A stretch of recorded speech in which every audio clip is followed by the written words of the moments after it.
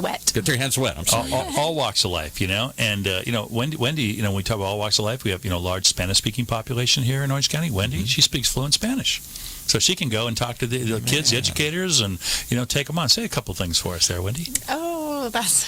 Donde está? Gracias por escucharnos. How about reaching out to other communities? We have the largest Vietnamese-speaking community here outside of Vietnam. Yeah. We have large Cambodian community in Long Beach. We have large Indian community in Los Alamitos and other places here.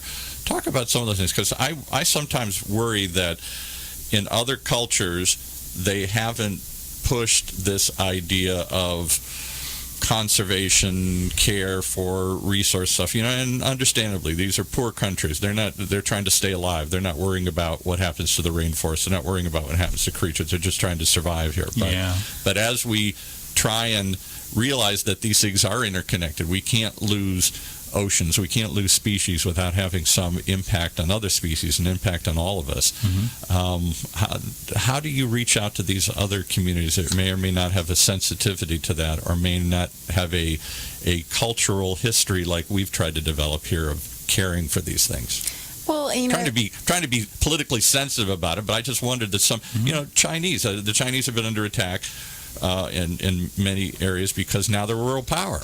But with that comes world responsibilities. You can't just pollute the heck out of everything here, and the pollution just doesn't stay there anymore. It's spreading around the world. So in many ways, they're having to step up and say, okay, we're going to be more ecologically conscious, not just to keep our people alive, but to keep the whole planet alive. Well, the best thing that we can do, and we can give information out, and invite folks, of all walks of life to our lecture series and our special events. But the very best thing we can do to really move the needle on change is to go for the kids. They're the future, and they can upwards manage their parents.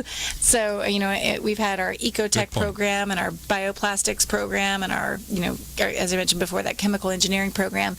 In one of the sessions, the kids saw this really short video about the plastics problem, and the next thing you know, I didn't even notice some of the plastics that I was using. My daughter was calling me out on it. Yeah, I'm not allowed to use straws anymore, and it really does. They're impressionable, and if we use that opportunity the right way, we can have the kids be advocates, first with themselves and then so to all their these parents. kids, no matter what their cultural background, are all thrown into the California school system here, and you then reach out to the schools. How do you reach out to the schools? How do people, if there's a teacher listening, if there's a school administrator listening, how do they take advantage of your programs? Well, some of them, the best thing that's happened to us has been the word of mouth.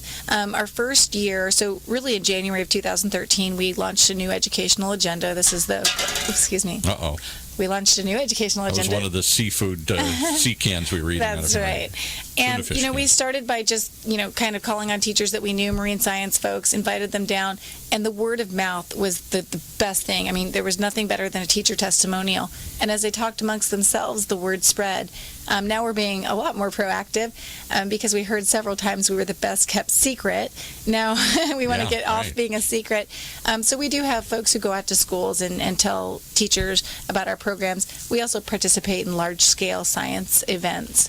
To get and you folks really, as Tom said, you're reaching out to not just the, what should we say, affluent schools, affluent communities along the beach where you would think there'd be a lot of interest in the subject. You're going after kids that have probably never even been to the ocean, even though they're 5-10 miles away from it. The majority of our visitors, our schools that visit, are from, like you said, even 8 miles away, but the kids have never been to the ocean before. Something as simple as being able to take their shoes off and stand in the sand for the first time is a game changer. Not bad. Not bad. Wow. All right, I'm trying to take all this in. You guys are doing a lot. So you must have, 500 people, staff there, and 1,000 volunteers. I mean, you must have just 1 million people working with you right now. Not yet.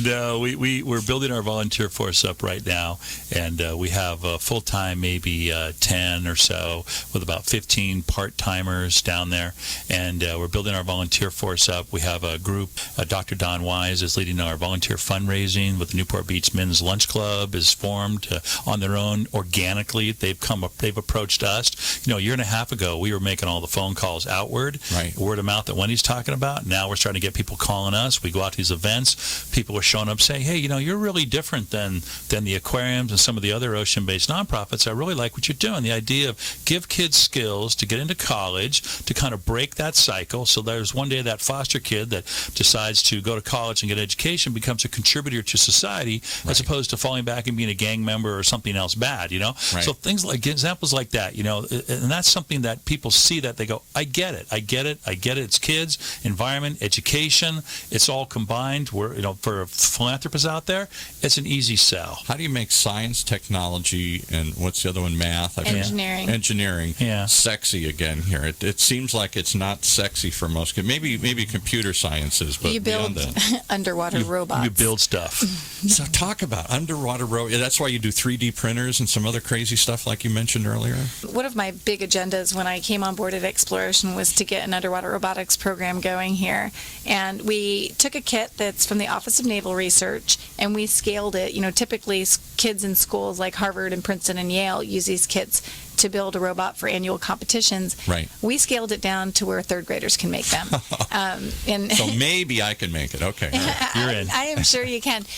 We got so much attention for our work with robotics because it really isn't very prominent out here on the West Coast and in Orange County. But we learned that folks are really hungry for all kinds of robotics programs. So we also have a computer programming. We've mashed art and robotics. Students are creating pieces that move with motion sensors and things like that. So we've kind of blended our ocean perspective with this whole maker movement. I'm not sure if that's something that's ubiquitous yet, but this idea of giving kids time, tools, and space to create. And it's still mission Have oriented. you ever reached out to, I'm thinking of the National Association of Manufacturers and some of the others organizations, because manufacturing here, and they're talking about the same challenge. How do we make manufacturing sexy?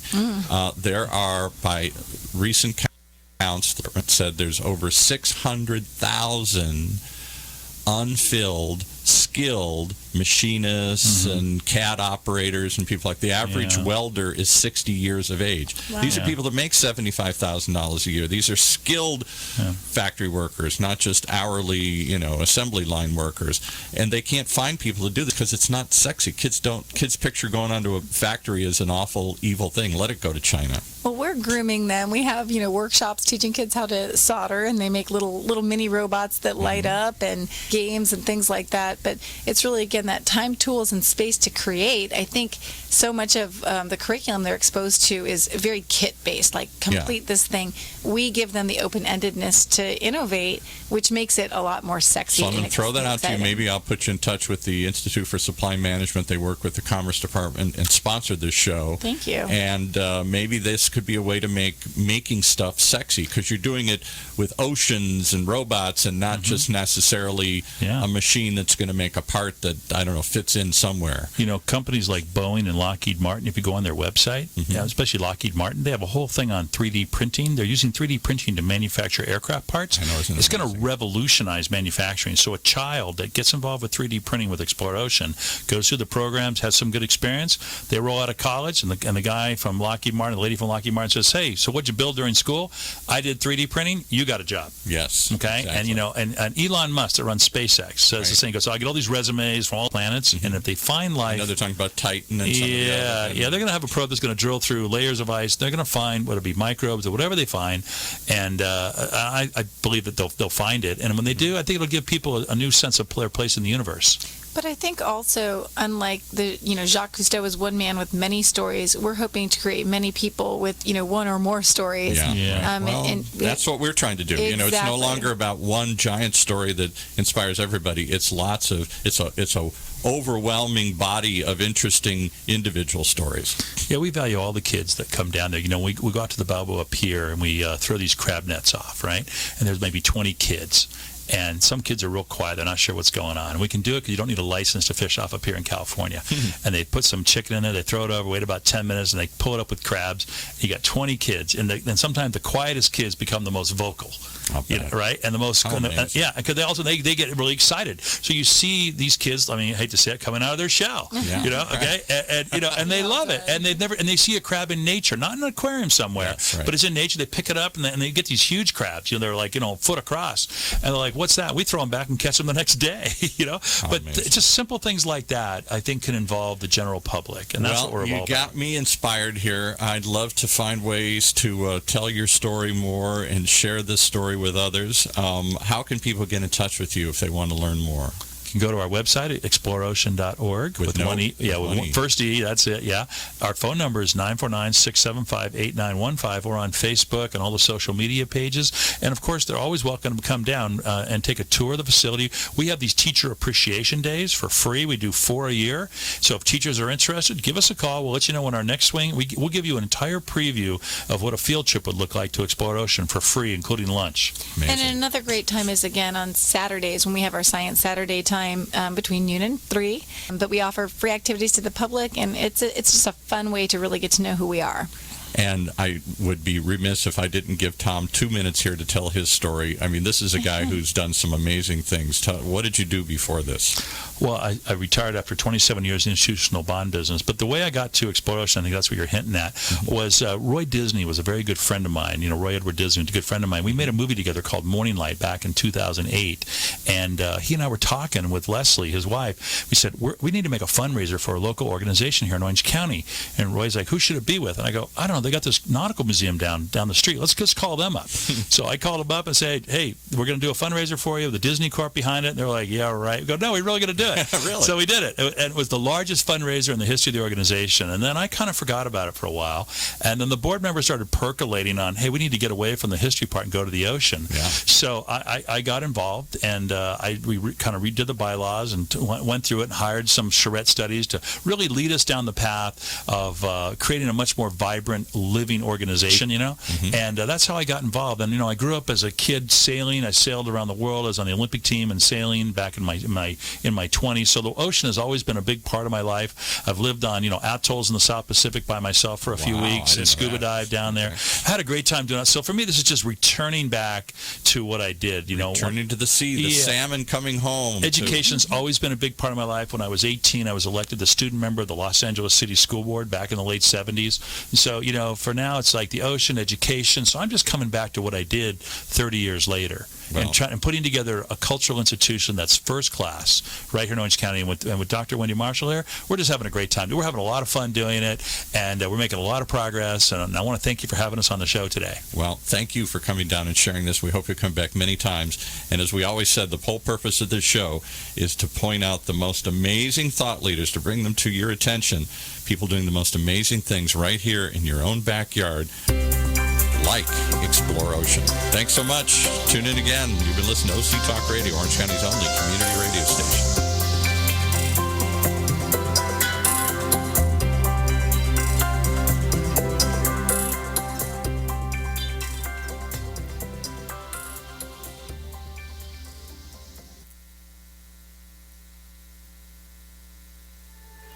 Successfully navigating the changing world of public relations and digital marketing requires an experienced, tenacious, yet gracious team.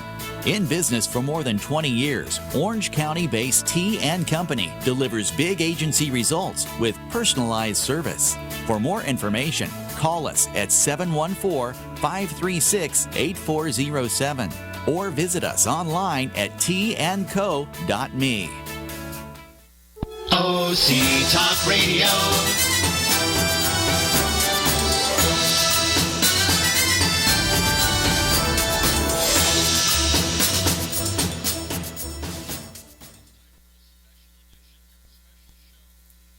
You are listening to the Critical Mass Radio Show, Orange County's business talk show, focused on exploring topics of interest to CEOs who are leading middle market companies.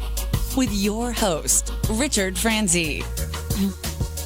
Hello and welcome to Critical Mass for Business. My name is Pete Weitzner. I'm in for Rick Franzi. Rick will be back next week. And you are listening to OC Talk Radio, Orange County's only community radio station. We've got a pair of terrific CEOs, business CEOs, to visit with us in this hour. Coming up in just a moment will be the CEO and founder of Diamond Mind International. Her name is Mila Diamond. Then at the bottom of the hour, Heather Peterson will join us. She's the founder and CEO of the National Merchants Association. Real quickly, if you're joining us for the first time or relatively new to our programming, you're listening live right now over the internet to OC Talk Radio, and you can also listen to a podcast of this program or any of the other 20 to 25 largely business-oriented programs stored on iTunes or Stitcher or any podcast aggregator. Terrific peer-to-peer business conversations. That's what we believe in.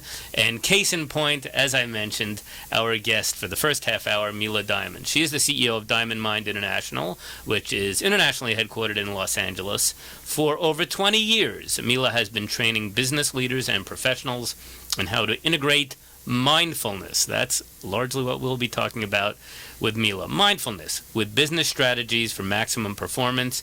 And now with her firm, Diamond Mind International, she's helping leaders boost innovation, performance, and profitability. If you are looking to maximize your business potential, who isn't? Mila Diamond is your go-to person. Mila, thank you very much for making your way behind the curtain to our studios here in Costa Mesa. Welcome. Thank you so much, Pete.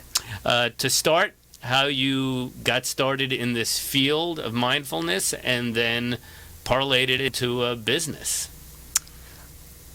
Well, when I came to United States, as you might wonder... You don't sound like you're from Dallas, no. You're from? I'm from Dallas, called Moscow. Hard by Moscow, okay. Yes. Came to United States in 1980. I didn't speak any English whatsoever. I could not pursue my career. I studied architecture in Moscow, but I couldn't bring my portfolio. Here in the United States, I didn't speak English, and I was wondering, what am I supposed to be doing here? And I couldn't communicate as well. So after a while, I met an amazing business mentor who pointed me to a career in computer science. And you may wonder, what relation does computer science has to mindfulness? Well, or to architecture. To architecture, exactly. Well, with architecture, it's kind of easy because computer science is, I think, largely misunderstood. It's a very intuitive science. It's much more creative than people give it credit. It's not so much linear, logical, as it is very intuitive. So there is a lot of room for creativity. In fact, in computer science, my colleagues, a lot of them came from professional music background and art. So I found that this field has tremendous opportunity for creating pretty much from nothing, from blank, and with zero and ones to create structures, just like in architecture. So you were in the computer business, computer science business at a very early time, right? We're talking about the 80s. Yes. Not the computer business we know today. No, not at all. I graduated computer science in 85, and because I was also taught by my mentor the methods of mindfulness, mental focus, focused meditation, I was able to escalate my progress. So instead of taking normally, like if you would take a good programmer, a good computer scientist, if they're really good, it would take them about 4 to 5 years to become at the consultant level. I was a consultant without being any prodigy whatsoever, I promise you. I was a consultant in less than 2 years. In about 1 year and 7 to 8 months, I was already a consultant after my first job. How were you able to do that? Well, what happens when you learn how to focus, one-pointedly focus your mind and remove all the white noise from your head, all the thoughts that are extraneous, there is something that comes like productivity. Your understanding grows exponentially. You have clarity like I have never had before, and it's progressive. So as you start meditation, you start learning how to do it, your energy goes up. and then you gain clarity, and then on that you build, because with more clarity it just gives you more energy to become even better. So I was learning very fast. Not that I was originally a very fast learner. Trust me, I'm just an average normal being. I didn't speak English. Like some people take few months and they're already fluent. In 4 years, after being in the United States for 4 years, I still could not speak. So it tells you I'm not that fast. Well, you've clearly improved upon those skills. 30 years later, you're consulting to groups like the Army Corps of Engineers. So you've come a long way. So your client base, even though what you consult, the service you offer has changed, your client base fairly the same. You consult to high-tech companies. High-tech companies and financial companies. I also start working with schools. There are a lot of schools right now that teach mindfulness and focused meditation. We should get right here, Mila, get to for the uninitiated or those who are new, because you don't have to Google too hard to find stories, to find peer reviews, opinions, commentary on mindfulness. So as you practice it, what is mindfulness? In very basic terms, mindfulness is being here and now with full attention, and that's where the key is. We're all here now, yet usually most of our thoughts are elsewhere. So our full attention, when we're fully present, we perceive much more. And mindfulness is actually just a sliver outside practice, what is at the outliner of the meditation. And that's what leads to mindfulness. All mindfulness programs, all mindfulness practices are based on the ability to meditate. And meditation, of course, is largely misunderstood. What do you think is the biggest misconception? And so to reiterate, meditation is part of mindfulness, but it's not the only part. When you go into a company, or you started to say go into schools, you don't just teach for the next half hour we're going to meditate. There's more to it than that. Absolutely. But the misconception, what is the misconception? The biggest misconception about meditation is that it is not relaxation. A common understanding of meditation that you kind of sit back, relax, and just find your Zen. Yeah, well, it would be nice if they would find Zen, but I doubt it. They just drift off and fall asleep. Meditation is very intense practice. It's intensive focus. But if you go to the gym and you really work it, if you're really intense at the gym, afterwards your body feels completely relaxed and at ease and flexible. And over time you develop health. We are talking to Mila Diamond. She is the CEO of Diamond Mind International. You are listening to us on OC Talk Radio, listening live over the internet. You can also watch us. The stream is on both YouTube and Facebook, and just punch in OC Talk Radio. You'll see first Mila Diamond, and after that we have Heather Peterson coming up, CEO of National Merchants Association. We'll be back after just a short break. Keep talking to Mila Diamond. Find out how companies can turn a practice of mindfulness into improving their bottom line, top and bottom line. So stay with us. Pete Weitzer in for Rick Franzi on Critical Mass for Business. Hey, did you know that over 73% of consumer packaged goods and retail products fail miserably within their first year? Why? Because they find themselves in the pit of unawareness. You don't want to go there. Call me, and I'll make sure that your packaging gets noticed.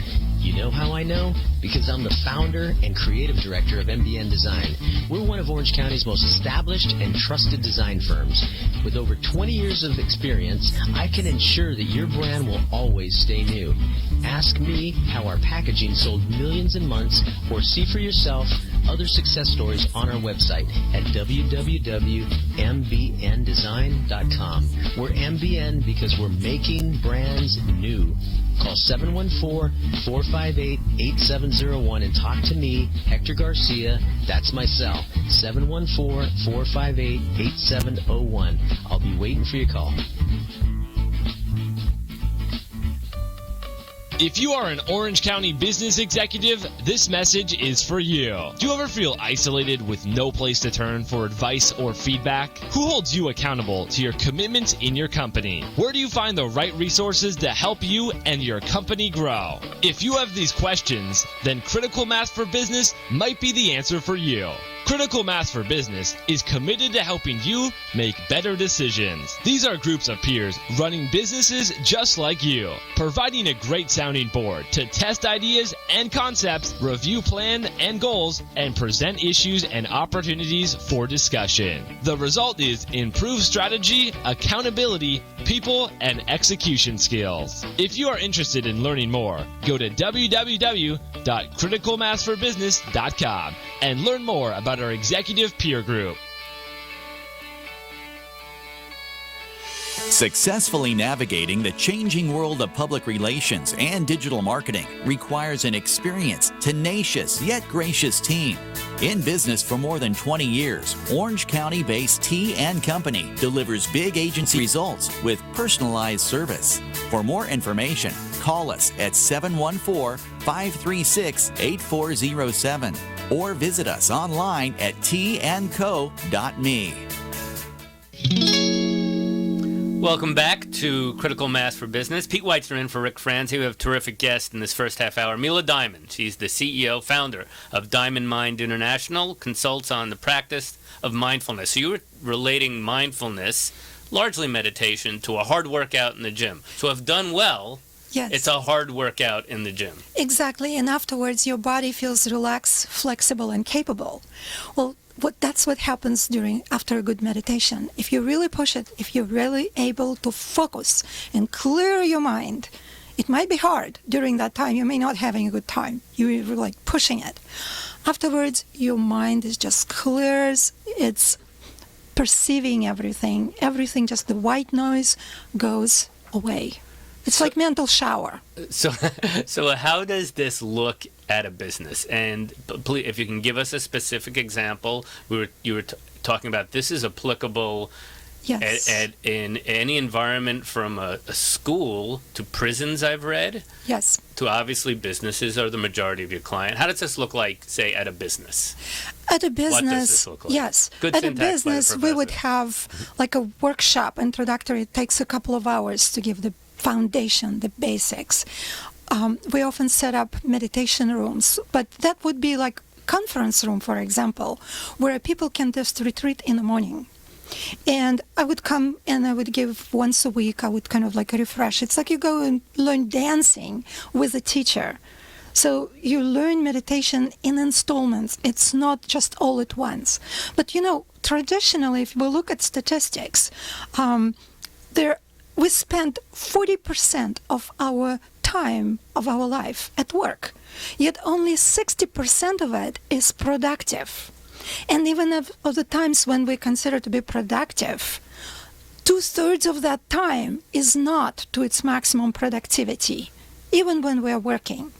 So what happens when you're trained in mindfulness and fully focus, and not only learn focused during meditation time, let's say 15 minutes in the morning, you also use your business projects, your career, as an opportunity to one-pointedly focus. So it develops your focus even more, it develops your energy even more. Normally people lose energy at work, right? That's a common, like everybody is waiting for weekend, everybody is waiting for evening. But here you can actually gain energy from your work. You can gain energy from your projects. Mila, you mentioned 15 minutes. I know it's not one size fits all. We mentioned the Yes. various types of clients that you have, but is that generally the idea that once they've retained your firm, and I assume they move on, that every employee, and we're also talking about every employee, CEO on down, would spend about 15 minutes early in the day doing mindfulness? Yes, it usually happens twice a day, like once in the morning, 15 minutes, and then 15 minutes like in the early evening or something, like maybe even on your own. But there is just one room, like a meeting room, dedicated where people can have that privacy. CEOs usually are the ones who start the movement.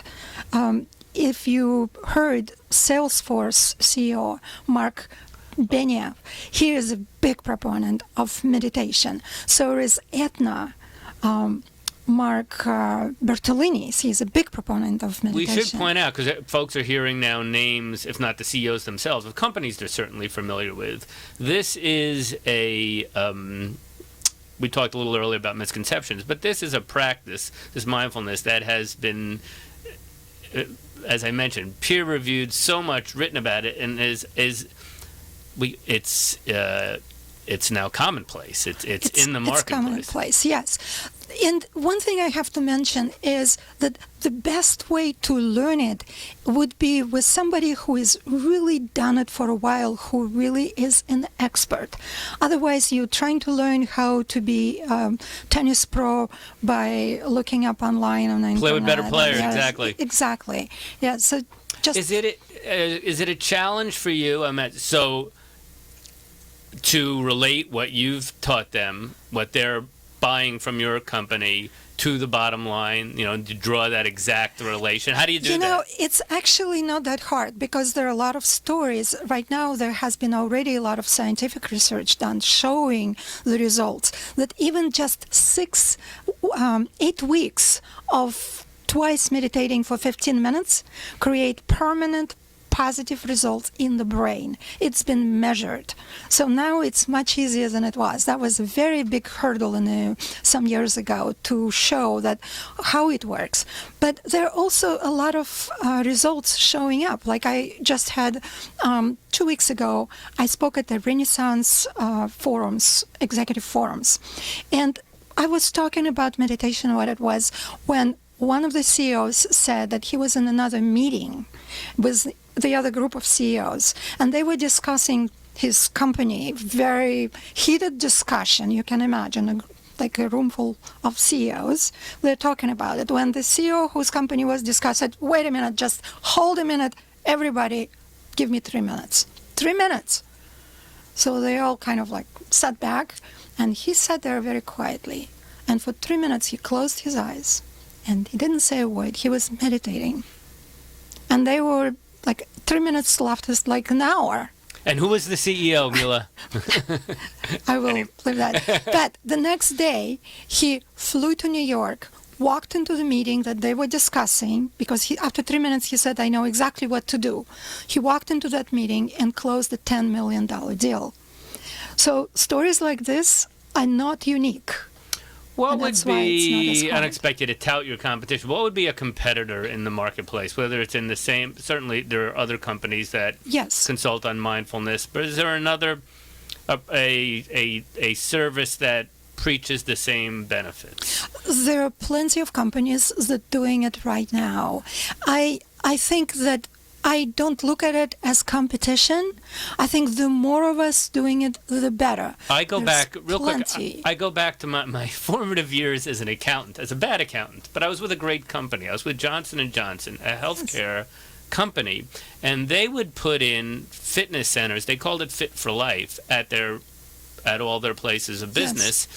With the hopes that in the morning or at lunchtime, people would work out. Similar type of goal, right, to what you're clear the mind, right, and keep that energy level up, right?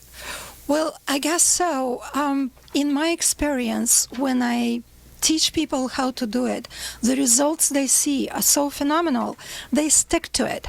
I have a new client, personal client, just one-on-one coaching, and she was completely new to meditation, never done it before, nothing. That's still the biggest objection for you to overcome, that they're new to it, they don't... Yes, but because we do pre-calibration. We actually do measurements of her energy, like her, according to her, on a scale from 0 to 10. Where was she before we started meditating? She gave me that report. After 1 week, we're not talking about 2 months even, after 1 week, her initial pre-calibration in the morning was between 6 and 7. In the afternoon, it was between 2 and 3. That was one of the reasons she wanted to work with me. After 1 week, she submitted her first report, weekly report. In the morning, it was between 8 and 9.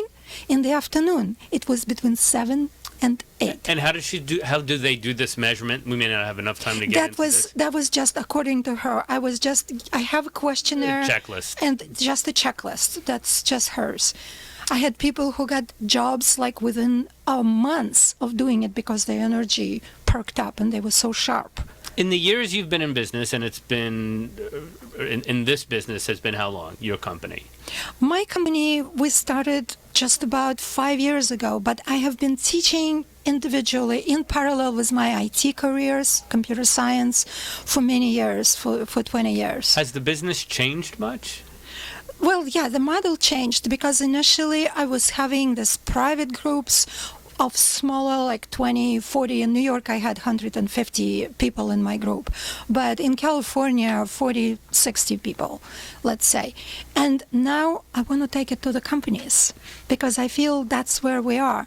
My students, they are doing great at home, but then they go to work and there is no environment to support it. So if we can provide it at the corporate level, that's phenomenal. That's my dream. And so that's corporations we mentioned early on, schools. I mentioned in prisons. Yes. Is there an environment where mindfulness wouldn't be effective, or what is maybe the next big frontier?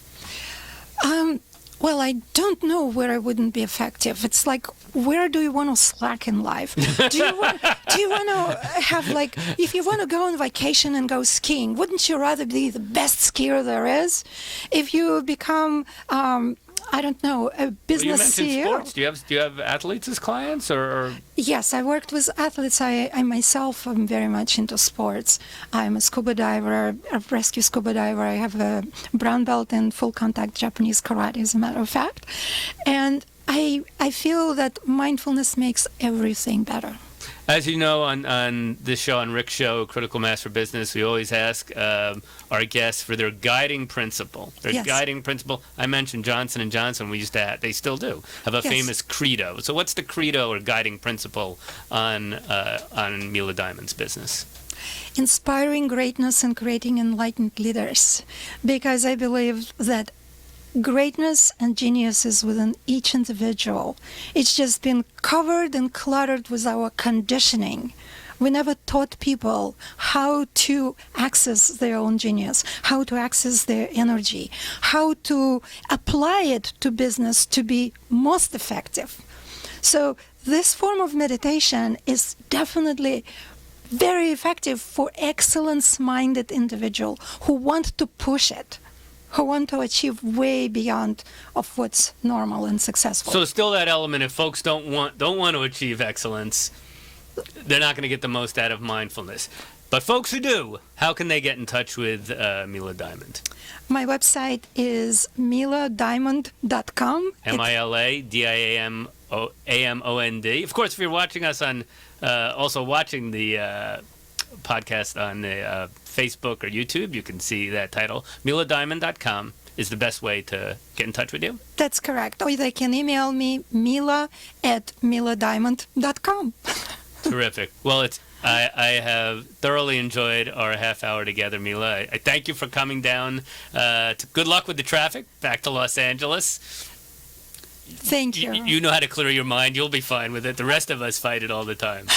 Pleasure to meet you, and best of luck continuing to grow your business. Thank you so much. Thank you, Pete. We're going to take a quick break. Again, you're listening to Critical Mass for Business on OC Talk Radio. We'll be back at the bottom of the hour. CEO and founder of National Merchants Association. Her name is Heather Peterson. She'll be visiting with us for a half hour. I'm Pete Weitzner in for Rick Franzi. And stay with us, please. Are you ready to tap into the power of social media to promote your business? It's easy to get social with Turn Up the Volume, the award-winning social media marketing professionals who know how to get results. Drive web traffic, boost sales. Get social today. Visit www.turnupthevolume.com. That's turnupthevolume.com. If you are an Orange County business executive, this message is for you. Do you ever feel isolated with no place to turn for advice or feedback? Who holds you accountable to your commitments in your company? Where do you find the right resources to help you and your company grow? If you have these questions, then Critical Mass for Business might be the answer for you. Critical Mass for Business is committed to helping you make better decisions. These are groups of peers running businesses just like you, providing a great sounding board to test ideas and concepts, review plan and goals, and present issues and opportunities for discussion. The result is improved strategy, accountability, people, and execution skills. If you are interested in learning more, go to www.criticalmassforbusiness.com and learn more about our executive peer group.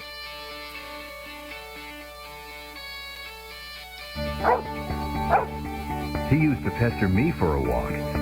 Now it's the other way around.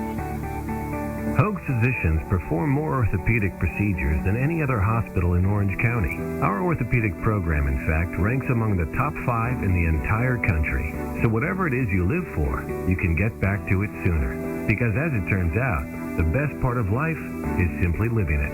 Hoag for Life. Visit us at www.hoag.org. Hello and welcome back to Critical Mass for Business. I'm Pete Weitzer in for Rick Franzi. Rick will be back next week. This is the show, of course, where we believe in peer-to-peer learning from your colleagues. And speaking of which, we have a terrific colleague to join us in our second half hour of this program here on OC Talk Radio. By the way, you can listen to us, or you are right now, you're listening to us live over the internet, octalkradio.net. You can listen to the podcast anytime, at your pleasure, on iTunes, also on Stitcher, or any place that aggregates podcasts. And you can watch us as well on Facebook or YouTube, OC Talk Radio. I was about to mention and introduce Heather Peterson. She's the founder and CEO of National Merchants Association. Her leadership has led a company to become a recognized leader in payment processing services for all risk levels.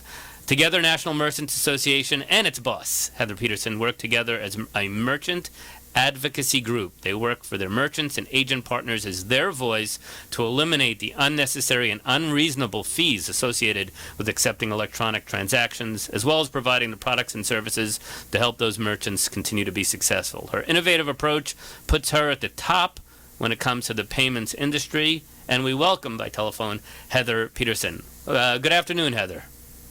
Hi. How are you? I'm well. Nice to meet you. Why don't we start by you telling us how you got into the electronic payments industry, and then what led you to found your own business, specifically National Merchants Association? Sure. Thanks, Pete. So really, I started the association in 2004 after working as an independent sales agent for some of the top 5 credit card processors at the time, who are now my competitors, actually. Good to know your enemy, right? Yeah, no, right. Keep your friends close, your enemies close. I took some of the things that I liked about each of them and some of the things that, could use some improvement. And I started the company after realizing really how badly merchants really needed an advocate in the merchant processing space. Most business owners are working really hard in their business each day just to keep the doors open. And accepting credit cards is so necessary in order for their businesses to grow, to recognize the huge need for merchant advocacy. So there you have it. We started NMA as a merchant advocacy group in 2004. And not to mention the battles of keeping and growing a business in Southern California, which we can talk about a little, but we want to be more specific to your business. Exactly what does National Merchants Association do? First and foremost, we are a merchant advocacy group, and in that lovely intro you made, we do work for merchants to eliminate the unreasonable and unnecessary costs associated with accepting electronic payments.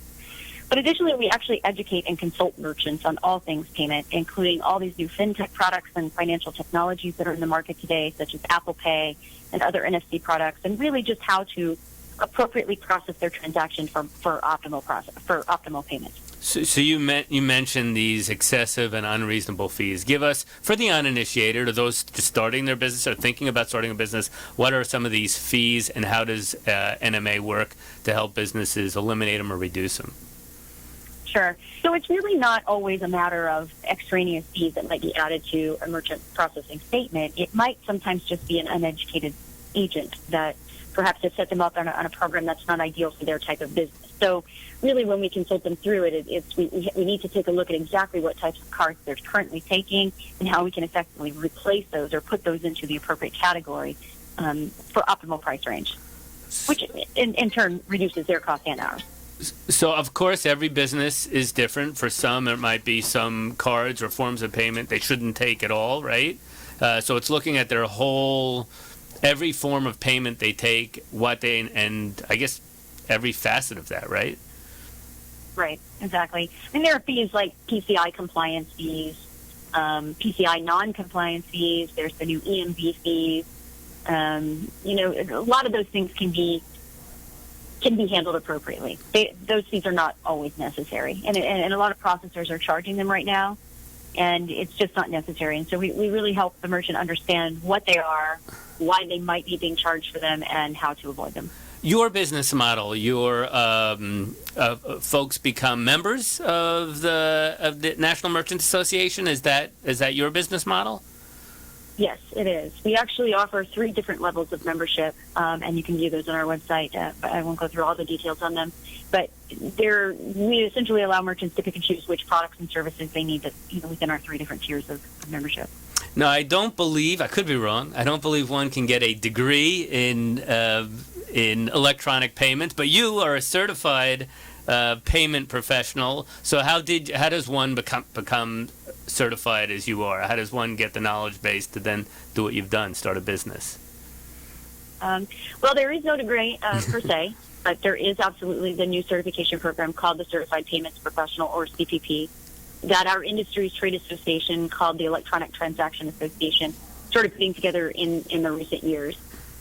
Today there is actually over 1,100 CPPs in the U.S., and ETA offers a robust training program that also includes ETAU courses, which are online educational courses and webinars and just really current information and knowledge that affects our industry.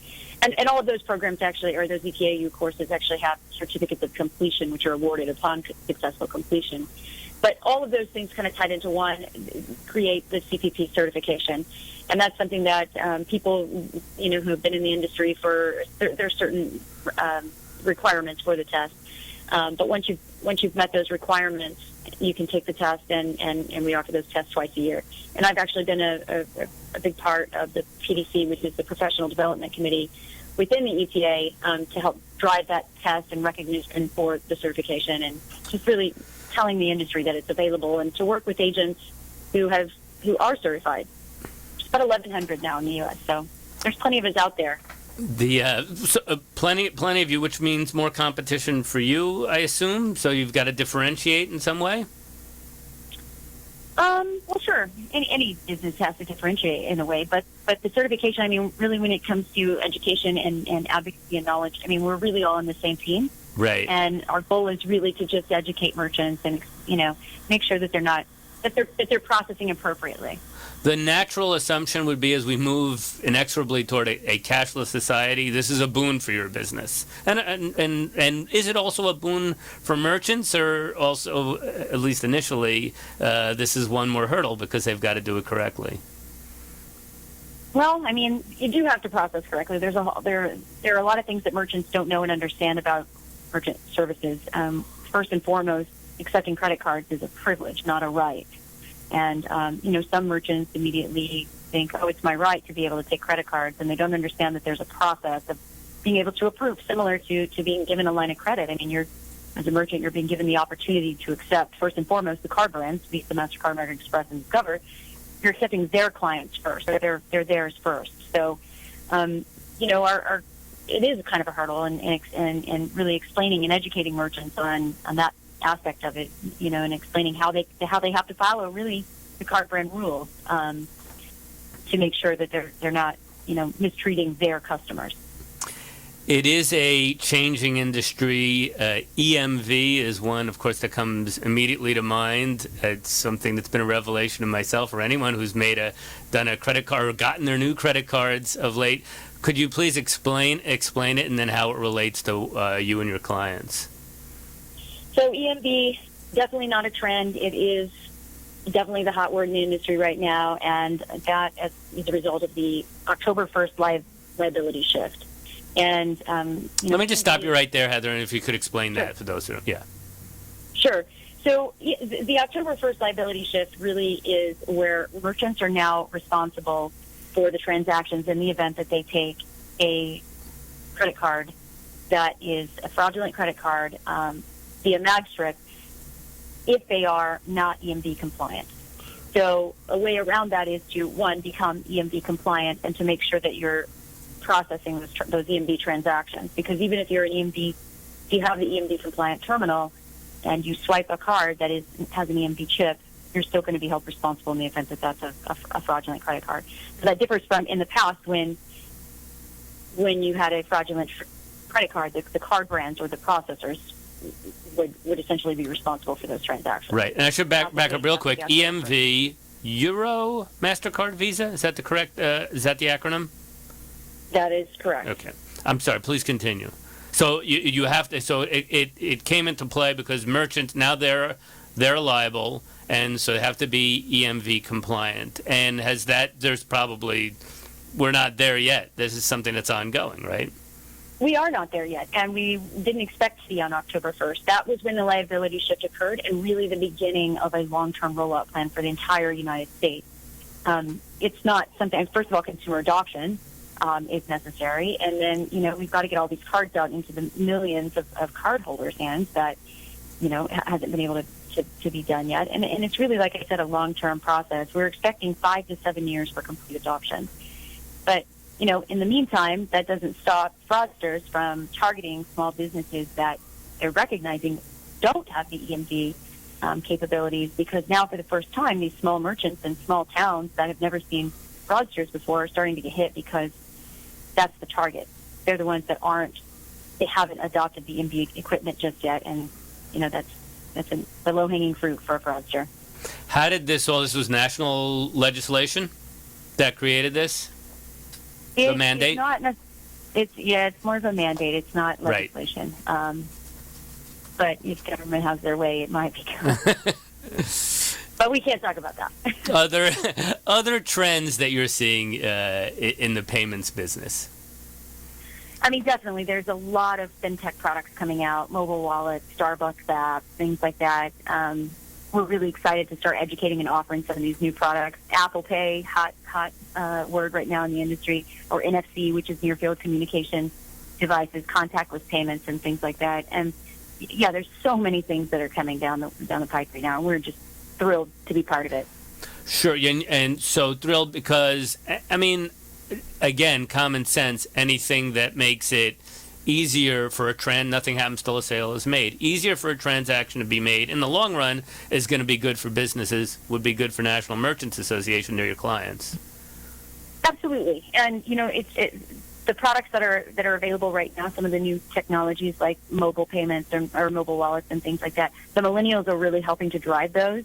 So it's really it's just really a fun new alternative payment methods that are coming out, because so many people are having different ways of processing the payments, and it's not necessarily just the boring old swipe of a card, or now the EMV dip and chip, or dipping of the card. So exactly. We're talking with Heather Peterson. We're going to take a quick break. We'll be back with Heather. She's the founder and CEO of National Merchants Association, and you're listening to Critical Mass for Business on OC Talk Radio. You're listening live. You can also listen later on to our podcast on iTunes, on Stitcher, and also you can watch us on Facebook or YouTube. Back in a moment with Heather Peterson of National Merchants Association. I'm Pete Weitzner in for Rick Francie. Wow. Marketing predictions are out for 2015, and marketing success is changing. Did you know that Google is now actively tracking your business and personal brand and online reputation? Online and offline marketing has changed. Google is driving more than 85% of your traffic. And if your brand is inconsistent or has poor mobile usability, your rankings and traffic can suffer in 2015. To learn how your business is currently viewed and what can be done to improve your brand's visibility and authority, contact SunUp Group for a free marketing analysis. It could be a business game changer. Visit www.sunupgroup.com today.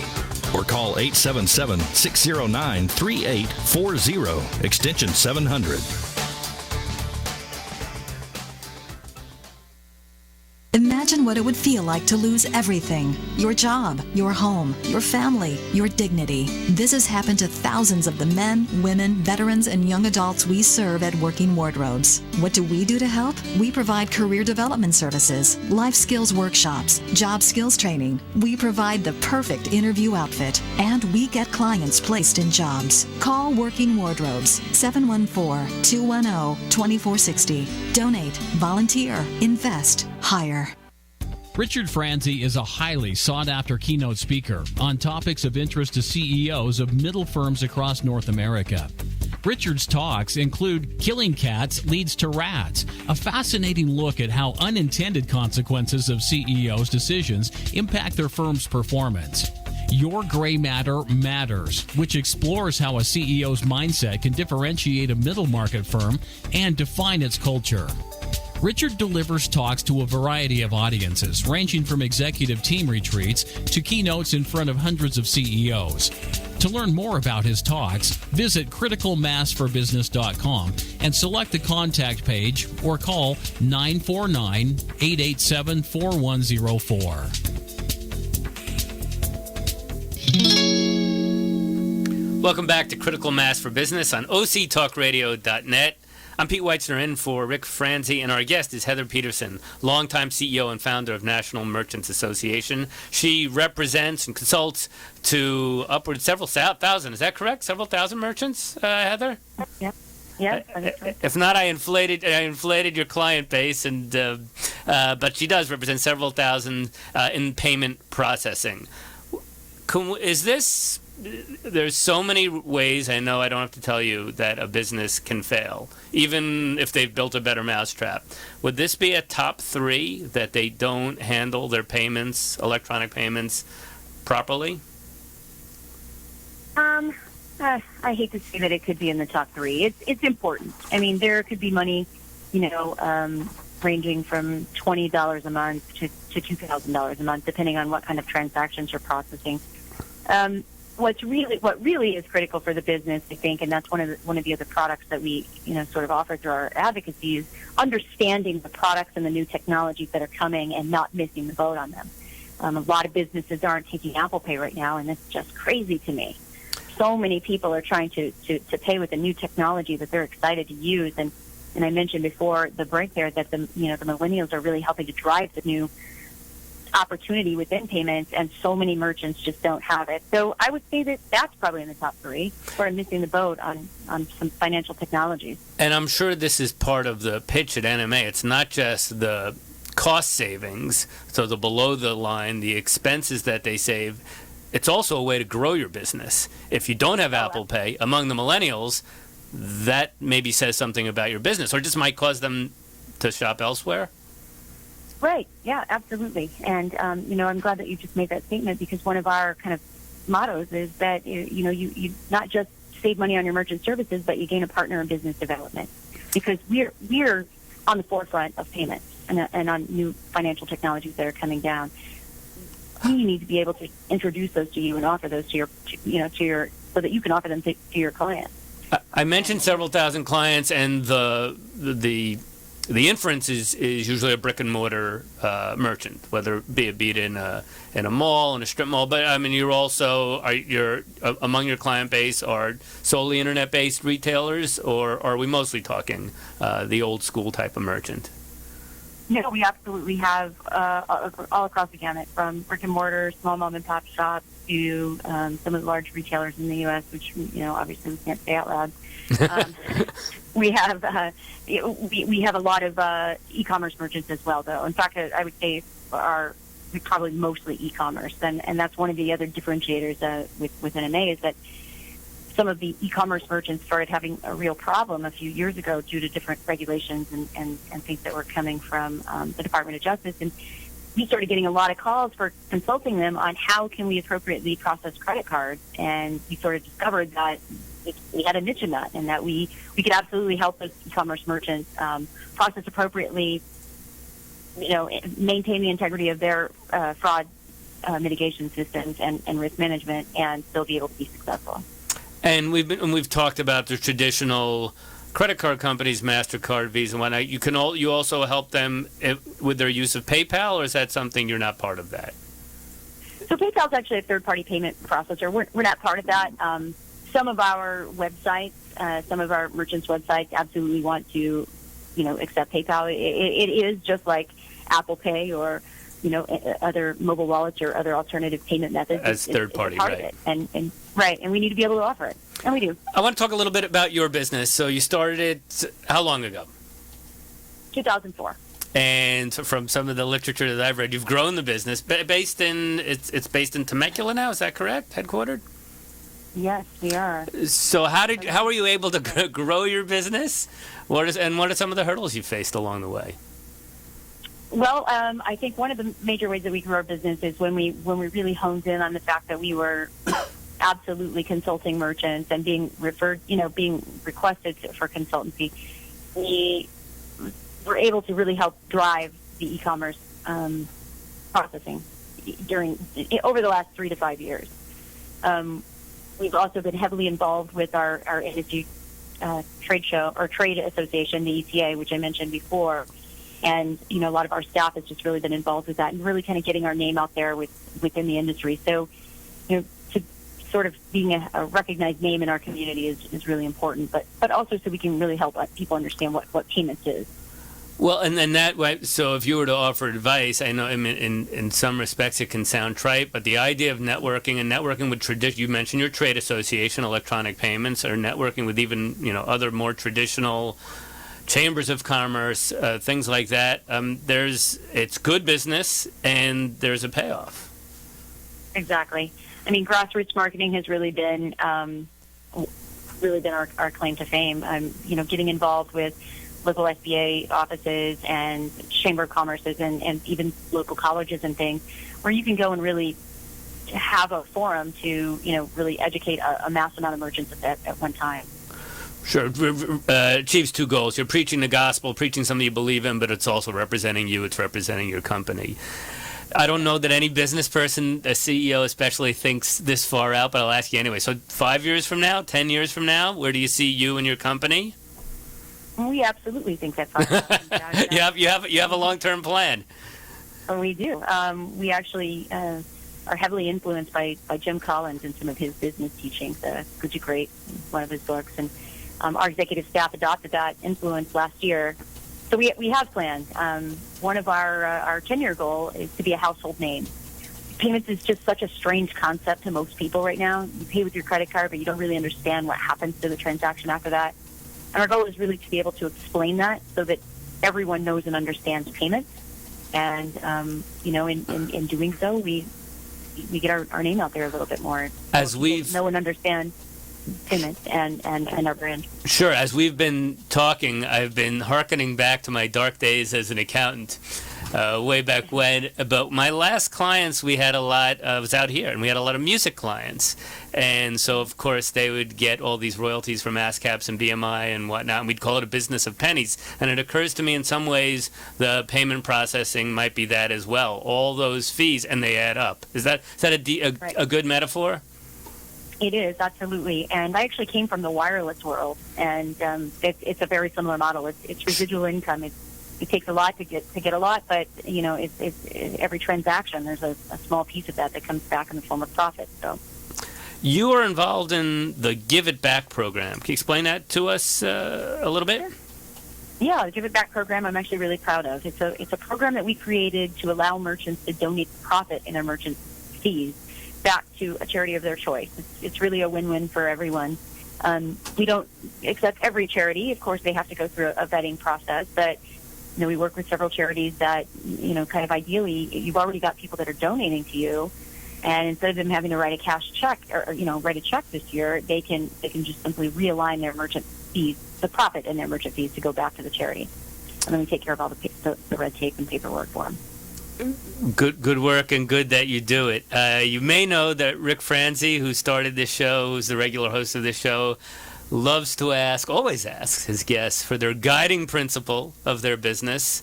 So what is the guiding principle of the National Merchants Association and Heather Peterson? Thank you. So my guiding principle is just take care of your employees and they take care of you. I also extend that into our merchant base. I think it's the single most important thing that a business owner can do is to really take care of their people. Business is too big, and it's only going to be as strong as your weakest link. So it's absolutely critical to have the right people, the right seat on the bus, and, really put your people first. I mean, we try to learn through the tried and true experiences of other businesses, and putting people first is really the right way. Put them in the right place, treat them well, and your company will run itself. I distinctly remember a businessman once saying, I try to hire the best people, and I try to pay them a little more than I have to. May not always be possible, but what you just described sounds to me a lot like that. If someone would like to get in touch with you, Heather, get in touch with NMA, how do they do it? Lots of ways. Give me a few, only because we're running out of time. Sure. Nationalmerchants.com. You can reach me on Twitter at HD Peterson, and that's PETERSEN. We also have a handle, ISO4NMA, and that's the number 4. I think we've got a Facebook, too. Okay, so go to Facebook and National Merchants Association, and you'll find Heather and her company and the services they offer. I want to thank you for joining us on Critical Mass for Business. I do understand you're a little bit under the weather also today, so thank you for soldiering through. Been very enlightening for me. I appreciate your time very much. Sure. Thanks a lot, Pete. Have a good evening. You bet. You've been listening to Critical Mass for Business and on octalkradio.net, perhaps watching us on Facebook or on YouTube. And if there's stuff you want to hear again, please feel free on iTunes or any of the popular podcasting aggregators. You can do that as well. I'm Pete Weitzner. I head up broadcast journalism at Chapman University, longtime business journalist, and it's been my privilege to substitute for Rick Franzi on Critical Mass for Business. And also I want to thank Paul Roberts, who some years ago started OC Talk Radio, the narrowcasting phenomenon, and has been my engineer for the last hour. Thank you, Paul. Thank you all very much for listening. Have a great week. Successfully navigating the changing world of public relations and digital marketing requires an experienced, tenacious, yet gracious team. In business for more than 20 years, Orange County-based T & Company delivers big agency results with personalized service. For more information, call us at 714-536-8407 or visit us online at tandco.me. OCTalkRadio.net.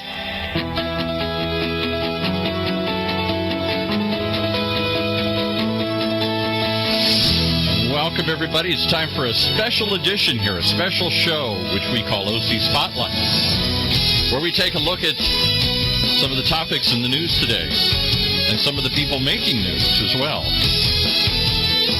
We try and find the most amazing people doing the most incredible things right here in our own backyard, right here in Orange County. And today, we're going to take it a little broader than we usually do. Normally, we're just focused on Orange County discussions, but we have a special guest coming through town, and I wanted to take the opportunity to meet him and to pick his brain on all of our behalf, because as you'll hear in a moment, he's here to talk about a topic that is splashed all over the news these days.